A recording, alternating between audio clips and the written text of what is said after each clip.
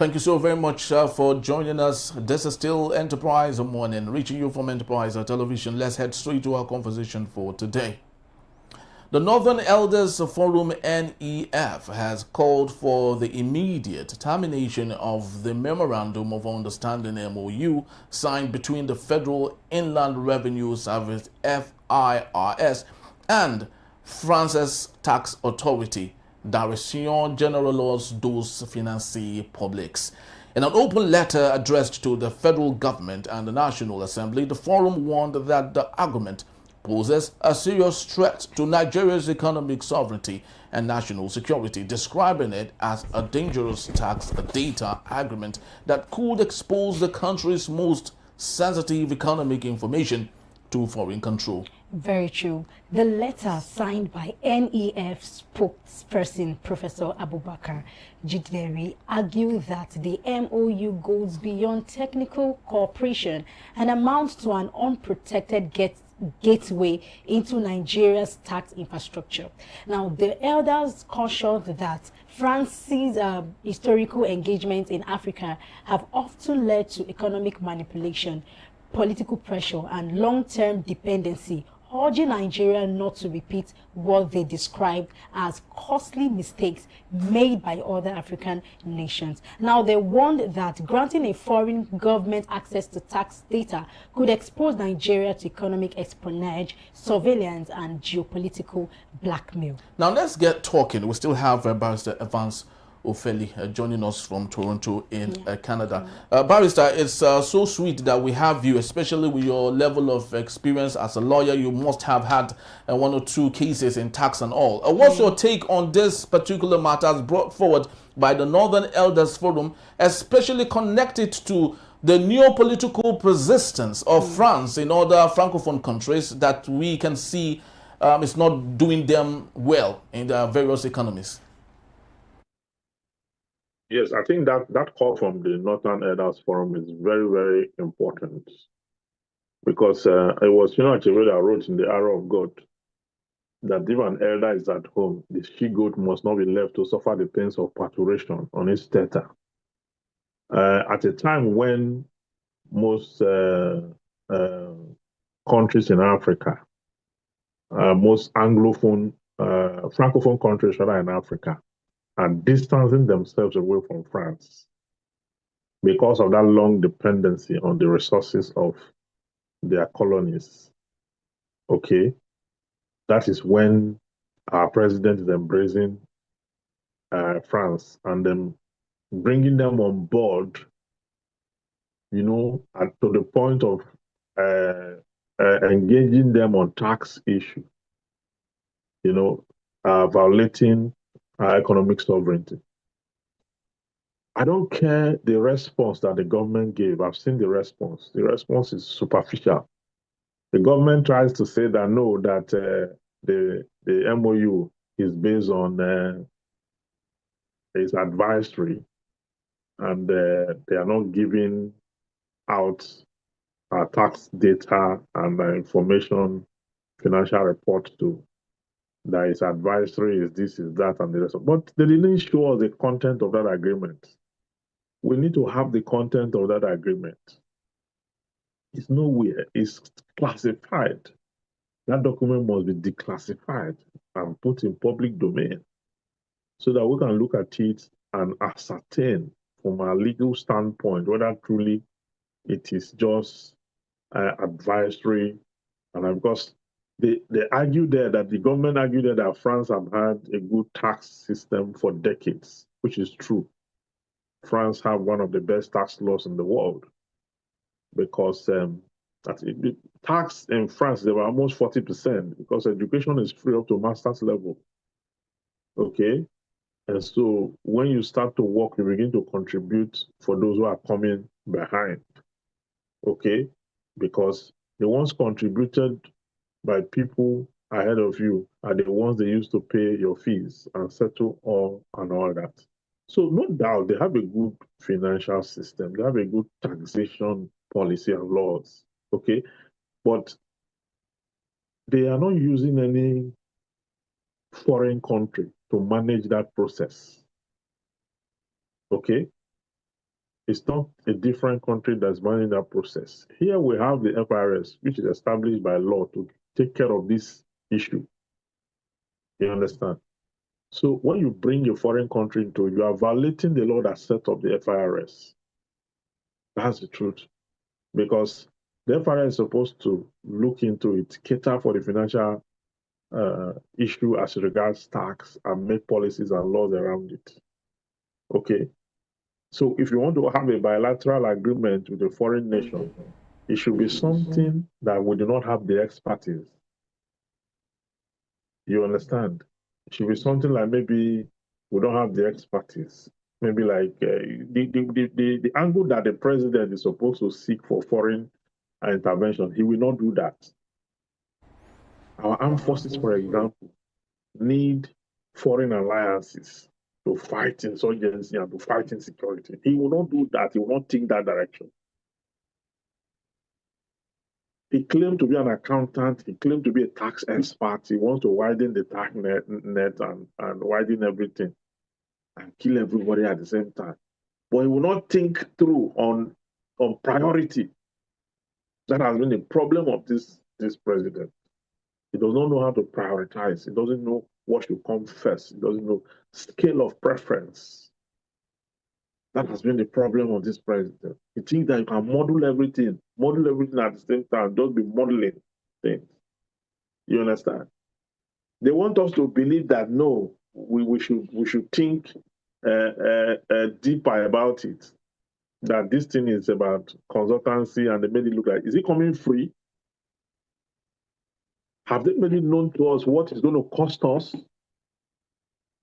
to have this thing, this thing that we can handle ourselves? We have tax experts scattered all our universities, both in accounting department and the law department. Whatever France is bringing to board, we as tax consultants know where France even got theirs from.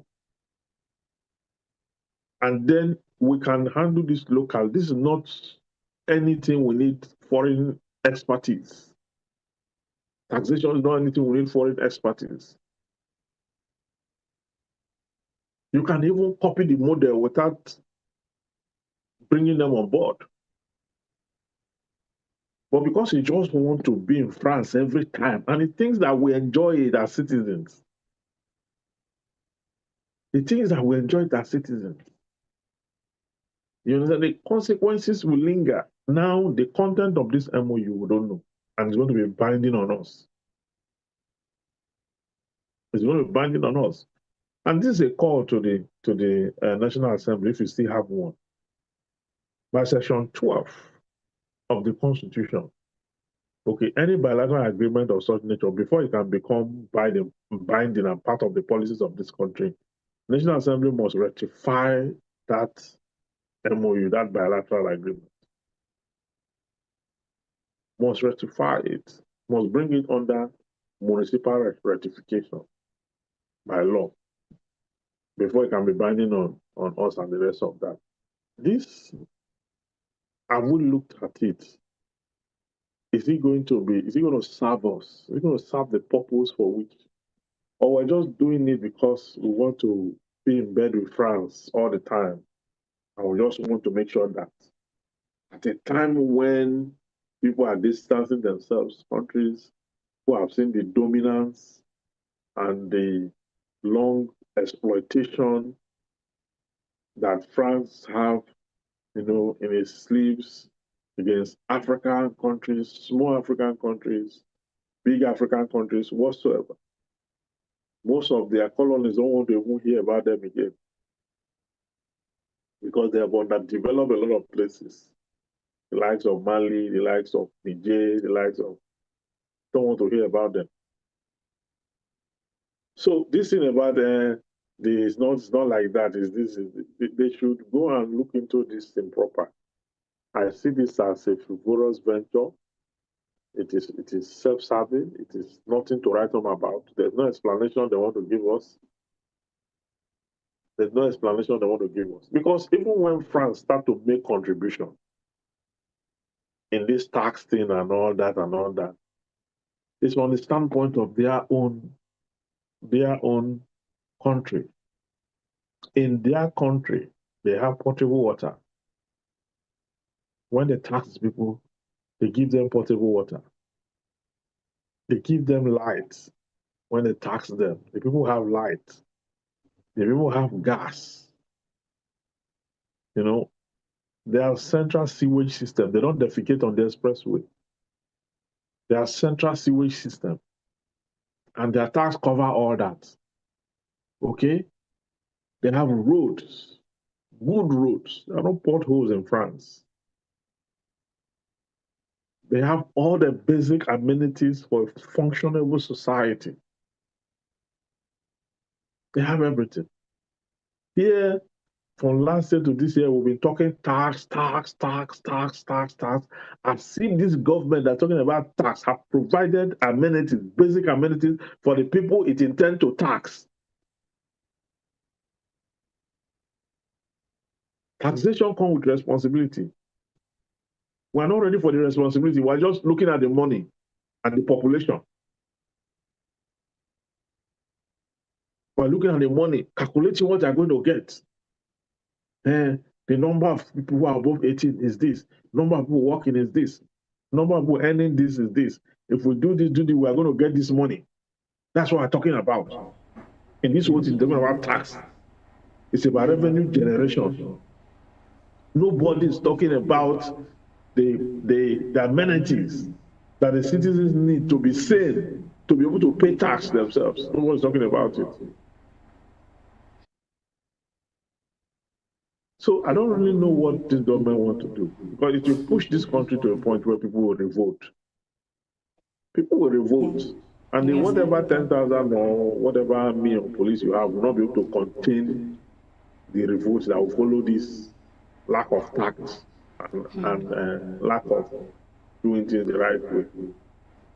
Well, it's not a good policy. I don't believe in it, and I think that the federal government is lying over the true intent of that alliance. It's an unholy alliance. Okay, so Barrister, does the MOU risk, does it violate Nigeria's data protection or sovereignty laws? It does. Now, there's no way you are going to come up with such an MOU on tax that you're not going to review. Before, if I want to consult for you in your company, let me use an example. If I want to consult for you, let's say we're talking about management consulting. Okay. And I want to help you solve a problem in your company. What are the things I will ask for? You will give me the number of staff you have. Yeah. You understand? Yes. Number of you give me your data, your projections, what you have done so far, what it has given you. You understand? Yeah. What you earn per annum. Then we'll do the projection of what you can get by virtue of my consulting. Yeah. Nobody consult without information. Otherwise, you will be doing so. So they can tell that to school children that they are not going to. Who are they telling that? That data sovereignty, economic sovereignty, everything will be exposed to France. That's the truth, yes, because they will not be able to do the job without those data. What are they administering if those data are not there, if the data are not there? There's nothing to administer now. Wouldn't they want to know how many of your citizens are taxable and the model? That's true. They want to know everything. The model, the existing model and the previous model, and do a comparative analysis and come up with a report and how are they going to do the job without being exposed to your data and your all that. And this is something we can do. This is something we have capacity within to do that. It costs us less. Why are we always pushing it out there? And why is it that this president is always interested in anything money, tax, finance, and everything? It was his company that is single-handedly collecting revenue for Lagos State. Anything that has to do with money, tax, that's where you find him. You will never find him in governance. Why is he always about money, tax, and all that? How about potable water for the people? How about roads for the people? How about other facilities that are in other countries where he visits? He's been to France on several occasions. Why can't he get Macron to get an economic team to come build the Nigerian economy? Why take out tax? Why don't you assemble? Even France have a formidable army operation. Why can't you get them to come address insecurity? Or why can't you get them to come and address power, energy? You understand? There's so many. That's why I say this president don't know how to prioritize. They said he's a genius, that we should not say anything, we should not criticize him. I don't know what that means. I don't know what that means. So our priority is not the issue of tax or governance.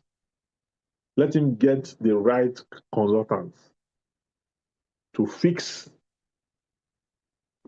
social amenities, electricity, and the rest of that. I know that now we have liberalized it to state and state government and that. Get me to collaborate with the state government if that's the case. Focus on the things you should do first. When the people have all social amenities and things are working smoothly, nobody will quarrel with tax or who is managing it. The countries that beat the drum of tax are countries that provide essentials. There must be medicals, public health care. But then again, could you do you think this agreement can be legally challenged in courts? Of course, it can be challenged. Okay. Why not? Can file a case against it, citing sovereignty as it can be challenged.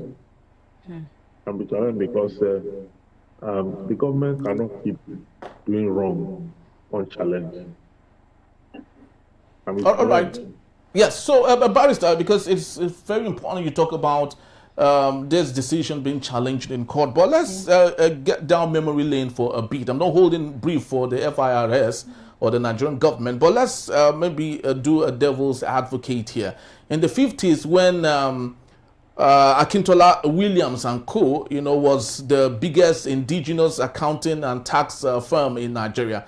Then came Deloitte Toshe Limited from the UK. And now we have Deloitte Nigeria, which is on the backbone of Akintola, Williams, and Co.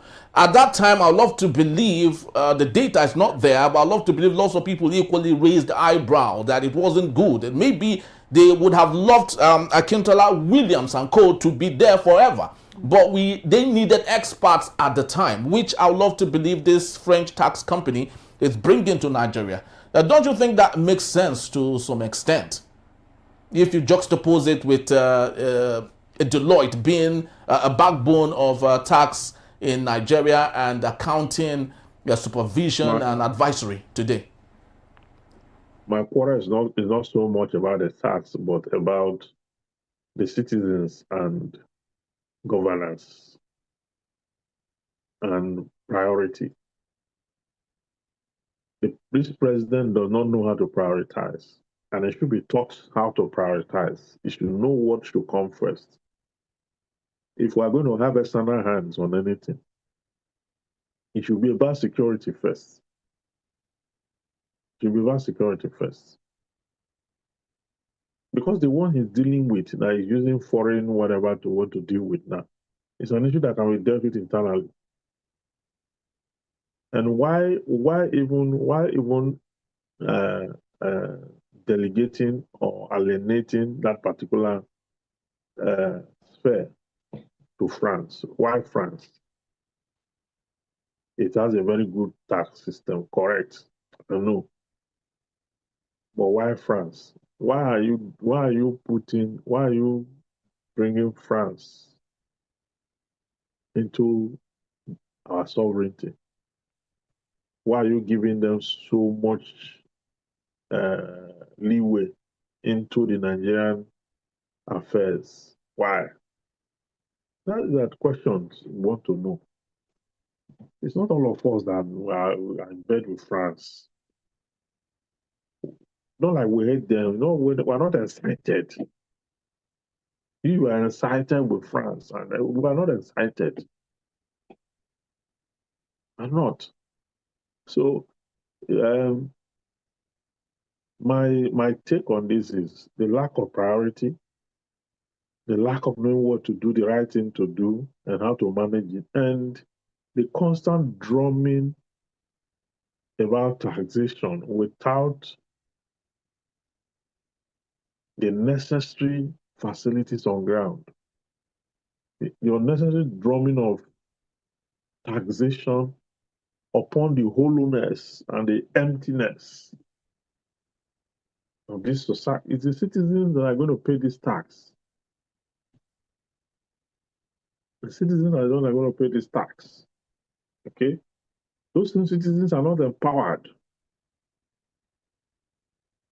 They are not empowered. Companies can afford it, they pay, the establishment to pay, the citizens are expected to pay. Even the companies are not empowered. Most of them generate the elections for themselves. And so it's becoming a harder place to do business. And even with the new tax regime, it will become harder. More companies will see you. Because you don't have the federal anything you are government. providing.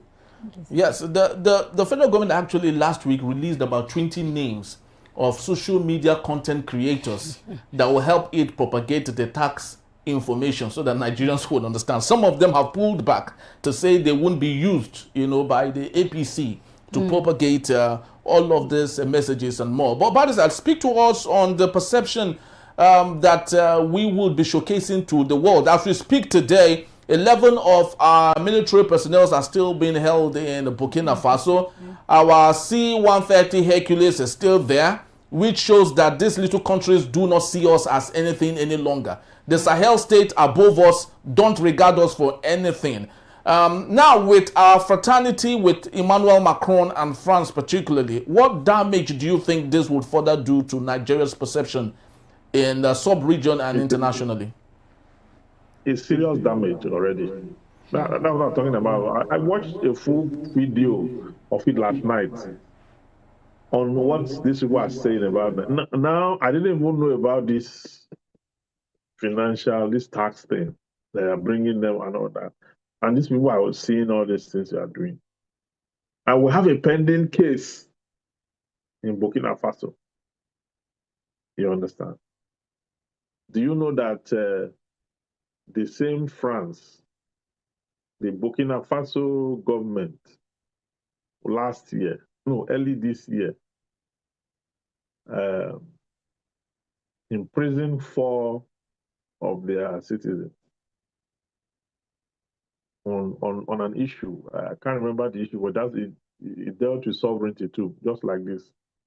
Detained them for so long and refused to release them. France had to go to Morocco to speak to the king. They now had to intervene before they were released. And France had to pay 60 million euros to have the 4 of them released. So you call them small African countries, but gradually they have come to themselves. They now have an identity, albeit undemocratic. When you call it undemocratic, they are happy with the kind of government they have, because democracy hasn't done anything for them, by the way. And they are boasting that the C-130 might not be released and that the people might not be released. That the Nigerian government said that these people were going to Portugal and that they consulted the Portugal government, and the Portugal government said they are not aware of the visit. So you have that case pending instead of you to address it as priority. Because nobody advises the president. Nobody advises him. So it's just anything he like, it does, it's not in order. He lacks order. Never a day it's in order. You have that issue there. They are saying now that they are going to, they are most likely going to put them to trial. Because the Portuguese government said they are not aware of that visit. Because that was the excuse they gave, that is what they were going to. No matter where you are going to, no matter the altitude you intend to fly, it's not like the sea, where 14 nautical miles away from the shore belongs to humanity. You can be there and do anything there. All the fish and the resources there belong to humanity. You can fish there. But you cannot fish within 14 nautical miles of any country's shore. It's not like air. It's not like water. For space, even if you are going to fly 50,000 miles, 50,000 feet above sea level, or 60,000 feet above sea level, even if you are going to fly at that high, you still need authorization. So for the aviation, it's quite different. You need authorization.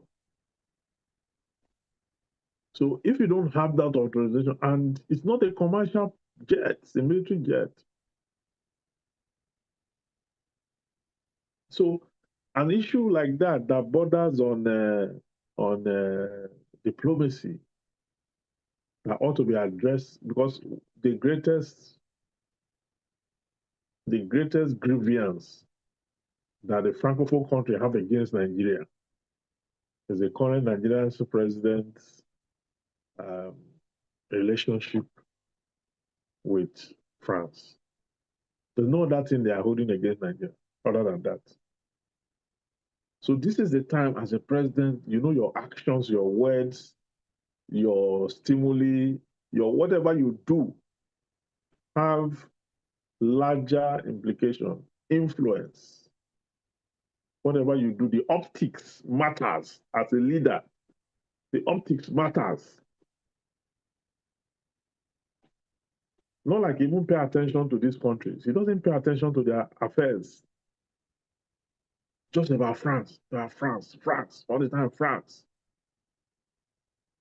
He doesn't pay attention to their affairs. So at the end of the day, they believe that it supports what France is doing to its colony and countries across. That's what they think. And so whatever they are doing is in response to all that. And the president ought to know this. We're not saying you should cut off ties with France. But we're saying that this excessive embrace have implications. And the implications, you have to look at it. If not for your sake, for the sake of the country that you represent as a president. It's important. You don't even have ambassadors to start with, that will help to cushion the effect of this action in these countries. You don't have. The ones you are appointed are people, some of them are character deficit. Our social media content creators. That's what we are. Very so sad. This is even, when you take a look at, historically, how many countries have distanced themselves with France. A very good example is Rwanda. After the genocide in Rwanda, which people felt that France equally had a hand in that because they didn't even intervene for any reason. Paul Kagame, when he started out again in Rwanda, had to cancel their lingua franca, then they speak French. He turned it around and said, we are no longer interested in having France and French as our language. They started speaking English in Rwanda because they never wanted to have anything to do with France.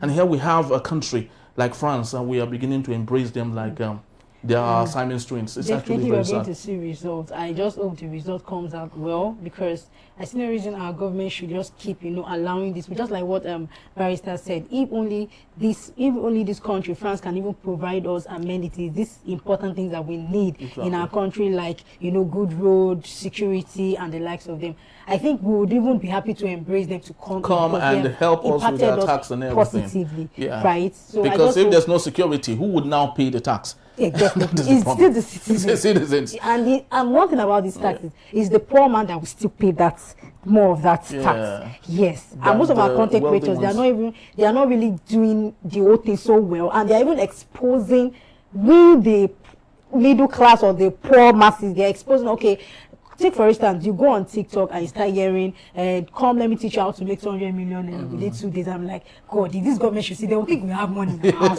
What is really going on? So well, all of those will be taxed, hopefully, come 2026. Well, that's our time for today. Thank you so very much, Barrister. We truly do appreciate your time, as always. My pleasure. Yeah, beautiful. So let's call it a wrap, and just to let you know that more programs will be coming up on Enterprise Television. So stay tuned, stay glued, and equally share if you may. You can always find us, read up on everything we have when you visit us at enterprisetvnews.com. You may equally rewatch and equally share with your friends and your folks, and when you visit us at Enterprise TV7.